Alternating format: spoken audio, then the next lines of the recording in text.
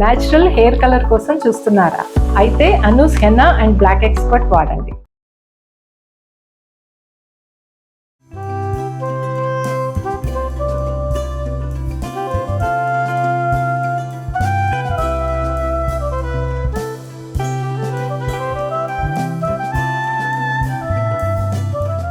నమస్తే రమగారు. నమస్తే జయ. రమగారు, మనము రథసప్తమికి ఏం చేయాలి ఏంటి విధి విధానాలు మన ఇద్దరం మాట్లాడుకున్నాం.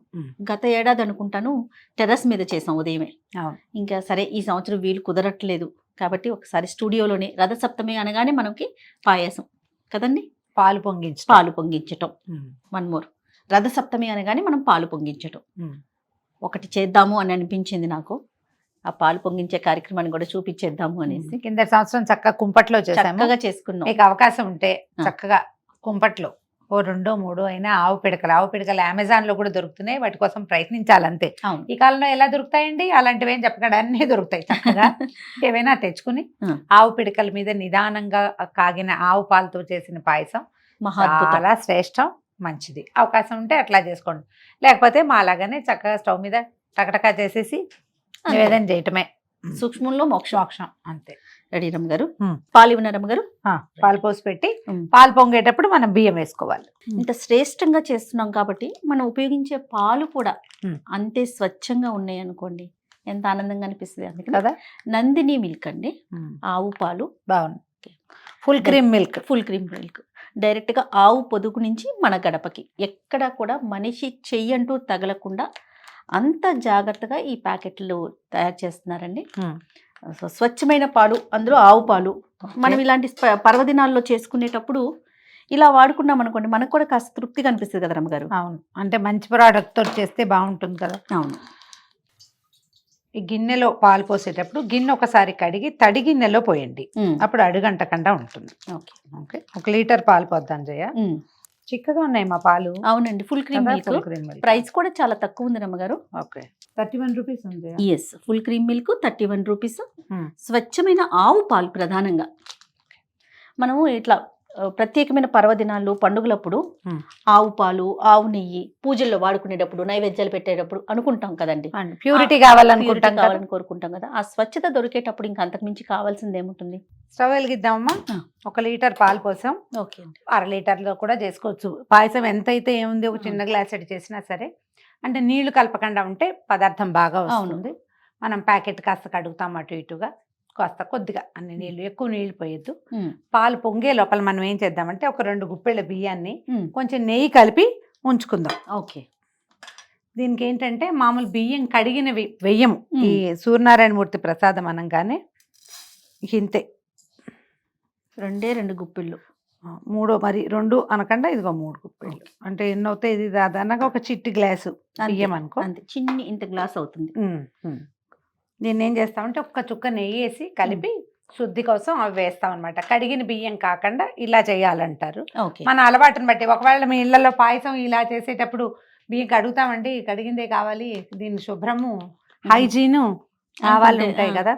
నేనేం చేస్తానంటే నాకు కూడా కడకపోతే ఓ తోచంతాను. టవల్ ఒకటి తడిపేసి పిండేస్తాను, బియ్యం అందులో పోసి తుడి ఏదో ఒకటి చెయ్యాలి.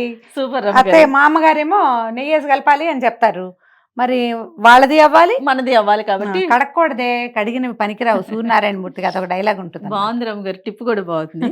అయితే నెయ్యి కూడానండి, నందిని ప్యూర్ ఆవు నెయ్యి, నందిని పాలు అండ్ నందిని నెయ్యితో. ప్రధానంగా ఇది తీసుకోవడానికి కారణం ఏంటంటే ఆవు, అదే గోమాత ప్రధానం. దానితోటి నేను వెళ్ళి చూసొచ్చాను కాబట్టి ఆ నమ్మకం, అదే దానికోసం అనేసి. దీపారాధన చేయాలన్నా కూడా మనం ఇంట్లో వాడుకోవాలన్నా ముఖ్యంగా ఇలా నైవేద్యాలు చేసేటప్పుడు నందిని ఆవు నెయ్యి. అయితే ఈ పాల పాయసంలో మనకి చాలా నెయ్యి ఎక్కర్లేదండి, కొంచెమే. జస్ట్ కాస్త బియ్యానికి తర్వాత ఏమో మనం దేవుడికి నివేదన చేసేటప్పుడు నెయ్యి వేసి నివేదన చేస్తాం. ఎక్కువ నెయ్యి పోసేది వ్యవహారం ఏం లేదు. ఒకటే చుక్క బౌల్లో వేసుకున్నాను, 1 చుక్క అంతే. ఇది కూడా ఎంత ఎల్లో కలర్ లో ఉందో, రంగు బాగుంది, వాసన కూడా బాగుంది. పాలు పొంగేసరికి ఇవి కలిపి పక్కన పెట్టుకోండి. ఈ పొంగు వచ్చిన నెయ్యి చాలు, అంతేనా రమ్మగారు? చాలు. ఊరికే ఇది ఈ బియ్యానికి మనం నెయ్యి పట్టాలన్నమాట, అంతే. కలిపేసి పక్కన పెట్టుకుంటే ఒక్కొక్క ఇంట్లో ఒక్కొక్క రకంగా పిల్లలు ఉంటే వాళ్ళతో కూడా వేయించడాలు అలా కూడా చేస్తారు.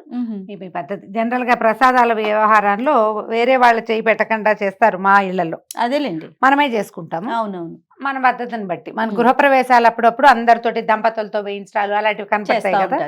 ఇది నివేదన కోసం కాబట్టి ఇంకా అదేం చెయ్యం. పాలు పొంగించడం, పొంగుతున్నప్పుడు మనం వేసేసేయటం. ఓకే, వెయిట్ చేద్దాం. దీనికి ఈ పాత్రకి పసుపు రాసి బొట్టు పెట్టి చేసే విధానం కొన్ని చోట్ల కనపడుతుందండి. నిజానికి అది కొన్ని ప్రాంతీయమైన ఆచారాలే గాని నియమం కాదు. అది మీ ఇష్టం, మన అలవాట్ల. ఇప్పుడు కుంపట్లో పెట్టేటప్పుడు ఏం చేస్తాం, కుంపటి కానీ పొయ్యి మీద కానీ మనం వండేటప్పుడు సెక మసి వచ్చేసి గిన్నెలకి పట్టేసి అది వదిలిపెట్టదు. అందుకని బియ్యపిండి కానీ వెలిబుడిది కానీ తడిపి రాసేవాళ్ళు. అంతే తప్పిస్తే దీనికి పసుపు రాసి బొట్టు పెట్టాలన్న నియమం అయితే లేదు. మీ ప్రాంతపు ఆచారంగా ఉంటే మీరు చేసుకోండి, కానీ మీ ప్రాంతపు ఆచారాన్ని మిగిలిన వాళ్ళకి మాత్రం రుద్దక్కర్లేదు, అనవసరం. అది మనం గిన్నె పాత్ర మాత్రం మనం ప్రసాదానికి ఏం పెట్టుకుంటామో దీన్ని ఎంగిల్ చేయకూడదు, చేయి పెట్టి తీయకూడదు, అట్లా అలవాటుగా ఉంచుకోవాలి. శుభ్రంగా ప్రసాదానికి మాత్రమే వాడాలి, అంతే. సరే, కాగేలోపు మనం అది రెడీ చేసుకుందాం రమ్మగారు. ఇప్పుడు చిక్కుడుకాయల రథం చేసుకుందాము.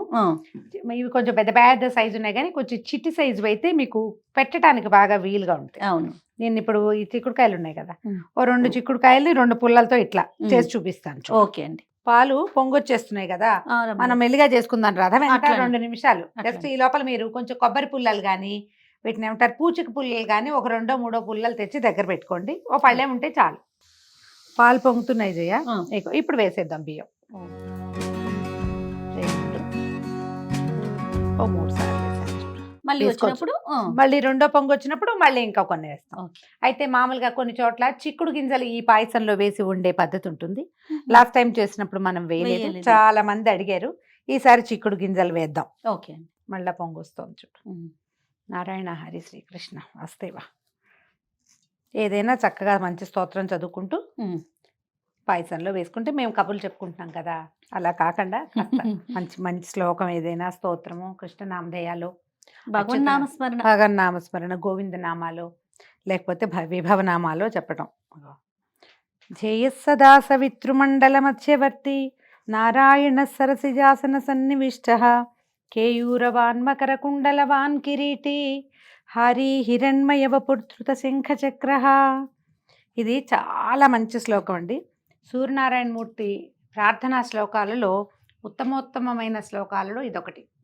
ఈ ధ్యేయ సదా సవితృమండల మధ్యవర్తి అంటే నిరంతరము సవితృమండలంలో అంటే ఈ సూర్యమండలంలో ఉండేటువంటి నారాయణమూర్తిని నేను నమస్కరిస్తాను అని. ఎప్పుడు ధ్యేయ సదా అంటారు, నిరంతరము సూర్యబింబాన్ని చూడటమే. సిమ్లో పెట్టేద్దాము. ఈ 2 గింజలు వేసేసి ఒక్కసారి చిన్న గరిటె పెట్టి కదిపితే లోపలికి వెళ్తాయి పాలు, నిదానంగా ఉడుకుతుంది. ఓకే,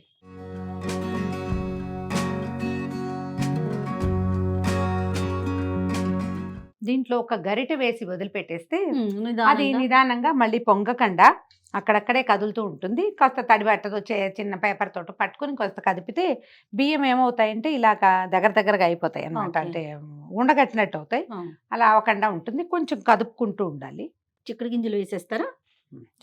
బియ్యంతో పాటే చిక్కుడు గింజలు కూడా వేసేద్దాము. కొద్దిగా తీసుకున్నాం, మరీ ముదురు గింజలు కాకుండా కాస్త లేత గింజ వేస్తే బాగుంటుంది. ఉడుకుతాయి నిదానంగా. మన పాయసంతో పాటు ప్రోటీన్ కూడా ఇస్తున్నాం సూర్యనారాయణమూర్తికి. ప్రాంతాచారమేనండి ఇది కూడా. నియమం ఖచ్చితంగా చేయవలసింది అని ఏం భావించకండి. ఇందులో మనం జీడిపప్పులు కిస్మిస్లు లాంటివి ఏం వేయము, అందుచేత ఇవి వేయటం అన్నమాట. ఉడుకుతాయి 2 కలిసి. ఈ లోపల మనం చిన్న చిక్కుడుకాయల రథం చేసుకుందాము. సమానమైన సైజులో ఉన్న కాయలు తీసుకోండి. ఇది కూడా ఏం బ్రహ్మ విద్య కాదు, అదేమిటో చాలా వ్యవహారం ఏం లేదు.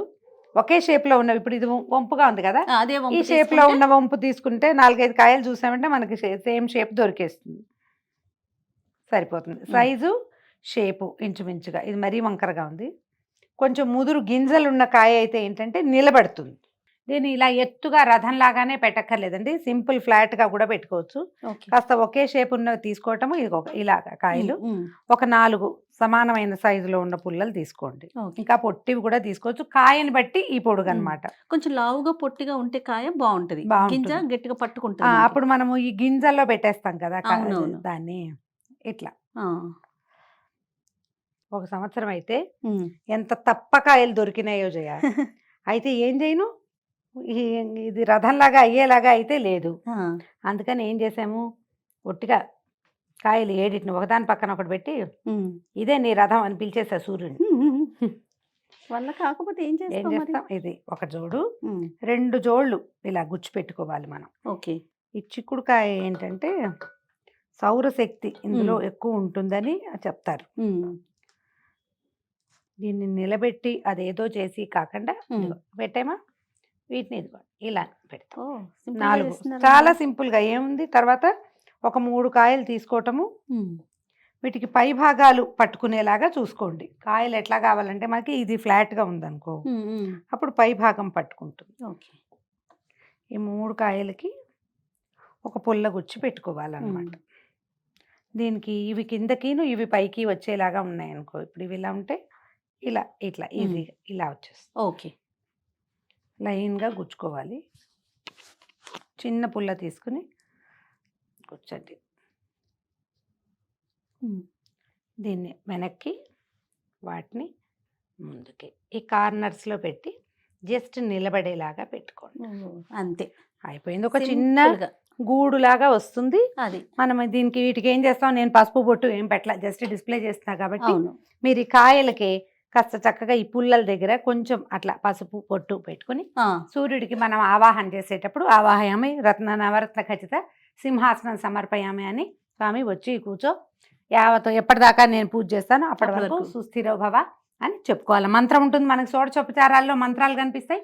ఆ మంత్రం చెప్పుకోవటము, ఆవాహన మంత్రము, స్థిరాసనం కురు, స్థిరోభవ, వరదోభవ, సుప్రసన్నో భవ, సుఖాసనో భవ అని చెప్పటం. ఈయన ఇక్కడ కూర్చోబెట్టి తర్వాత మనం మిగిలిన పూజ చేసుకోవటం. ఓకే, ఇంతే మన చిక్కుడుకాయల రథం అయిపోయింది. దీంతో మనం ఏం చేస్తాం, చిక్కుడు ఆకులు కనుక మనకి దొరికితే మనం ఏ పాత్రలో అయితే పాయసం పెడతామో అక్కడ చిక్కుడు ఆకులు పరిచి దాని మీద ప్రసాదాన్ని పెట్టుకోవాలి. చక్కటి ఇదిగో మరి ఎర్రటి కాయలున్న చిక్కుడు ఆకులు దొరికినాయి మనకి, చూడండి ఎంత బాగున్నాయో. అవును. ఈ ఆకులు 2-3 ఆకులు ఇట్లా చిన్న విస్తర్లా కుట్టి కూడా వేసుకోవచ్చు. ఆకు బలంగా ఉండదు, పల్చటిది. కోసిన 1 గంట కల్లా వాడిపోతుంది. అప్పటికప్పుడు కోసి వేసుకోవాలన్నమాట మనకు అవకాశం ఉంటే. ఎందులో పెడతారు రమ్మగారు? మన పాయసం అవని ముందు అయ్యాక అప్పుడు పెడతాం. ఏదైనా ఒక పళ్ళెంలో చక్కగా పరవటము, పాయసం అందులో పెట్టేసుకోవటం. మామూలు పాయసాలకి మనం ఏం చేస్తాం, బెల్లం కరగబెట్టి పోసుకుంటున్నాం, ప్రతిసారి అలాగే చేస్తాం. కానీ దీనికి కరగబెట్టి పోసే ప్రక్రియ చేయకూడదు కూడా. బెల్లమే వేసుకోవాలి. కొంచెం శుభ్రమైంది ఆర్గానిక్ బెల్లము, ఏదైనా మంచి కంపెనీ, జాగ్రత్త వహించడం, దుమ్ము లేకుండా అందులో రాళ్ళు లేకుండా ఉండేలాగా సన్నగా తరిగి వేసుకుంటే క్షణాల్లో అయిపోతుంది పాయసం. ఎక్కువసేపు మరిగి అది విరిగిపోయి ఆ ప్రమాదం లేకుండా కూడా ఉంటుంది. ఇంకొంచెం దగ్గర పడాలి, అన్నం మెతుకు బాగా ఉడికింది చూడు. ఇంకా ఈ పాలన్నీ కోవాలాగా అవుతాయి, దగ్గరకు వచ్చేదాకా ఉడకనిచ్చి అప్పుడు బెల్లం వేసుకోవాలి. ఓకే, దగ్గరకు వచ్చేసింది కదా, ఇప్పుడు బెల్లం వేసుకుందాం. బెల్లం కొంచెం సన్నగా తరిగి పెట్టుకోండి. ఇంచుమించుగా మనం ఎంత వేసామో దానికంటే కొంచెం ఎక్కువ. బియ్యము 3 గుప్పెళ్ళు వేసాం కదా, బెల్లం ఒక 4 లేదా 5 గుప్పెళ్ళు వేసుకుందాం. మీరు కనుక కప్పుతో వేసి గ్లాస్తో కొలిచి వేసేటట్టయితే ఒక గ్లాసున్నర పైనే బెల్లం వేయాలి, లేకపోతే తీపి సరిపోదు. పూర్తి పాలతోటి వండుతాం కాబట్టి మనకి పాల తీపి బియ్యపు తీపి 2 కలిసిపోతాయి. అంతే,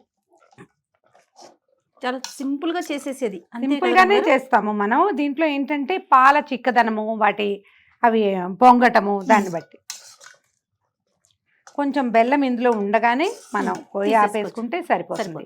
మీరు నివేదన అయ్యాక ప్రసాదం గట్టిగా అయ్యింది అలా అనిపిస్తే కావాలంటే కాచిన పాలు పోసుకుని తర్వాత 1 నిమిషం పాటు దీన్ని వదిలిపెట్టేస్తే ఆ మనం వేసిన బెల్లం కరిగిపోతుంది. రథం చేస్తారా, ఆకులు వేయాలి కదా.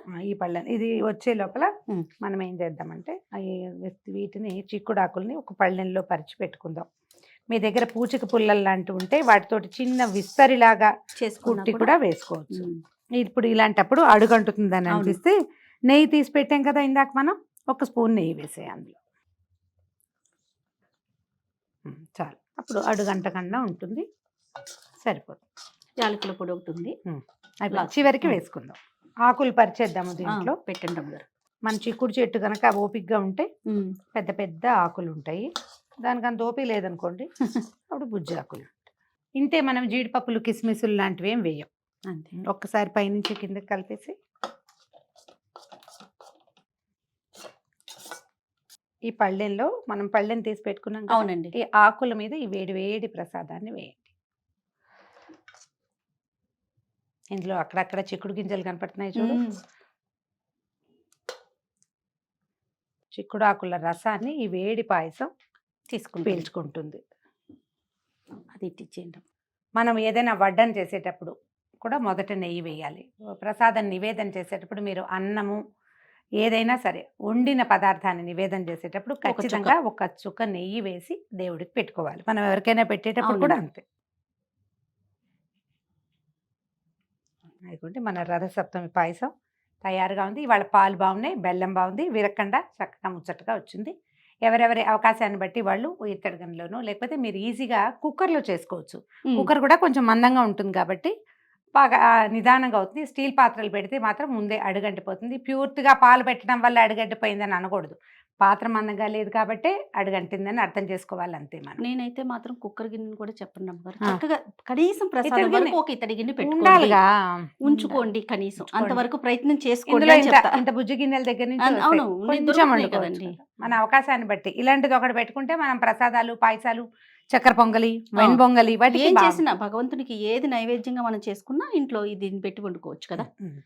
అది చాలు, చక్కగా చూడు ఎంత పర్ఫెక్ట్ గా వచ్చిందో. చాలా బాగా వచ్చింది చూడడానికి అమ్మగారు. ఎంతో ముచ్చటగా ఉంది. ఇలా రథం చేసుకోండి. మీకు ఇంకా కాంప్లికేటెడ్ రథం చేయటం వస్తే దాన్ని చక్కగా కూడా చేసుకోండి. చేసేసుకోండి. ఇదైతే చూడండి మనం 7 చిక్కుడుకాయలు పెట్టాము. దీని మీదకి సూర్యుడిని ఆవాహన చేయటం, నివేదన చేసి నమస్కారం చేసుకోవటం. కొబ్బరికాయ కొట్టచ్చు, పెసరపప్పు తర్వాత పానకం పెట్టుకోవచ్చు, అరటిపళ్ళు పెట్టచ్చు. ఏమీ లేవు, పాయసం ఒకటి చేసి పెట్టండి. 4 మాఘాదివారాలు, రథసప్తమి 5 రోజులు మనం ఇలాగే నివేదన చేసి పెట్టుకోవాలి. స్వామివారికి సమర్పించటం, సూర్య భగవానుడికి ఒక నమస్కారం చేసుకోవటం. ఇందాక నేను ఒక శ్లోకం చెప్పాను కదా, వీలైతే ఒక డిస్క్రిప్షన్లో పెట్టిస్తాను. ఆ ఒక్క శ్లోకాన్ని మీరు నెంబర్ ఆఫ్ టైమ్స్ చదువుకున్నా కూడా మంచిదే. రైట్ అమ్మగారు. థ్యాంక్ యూ అండి. ఓకే, చేస్తాయి.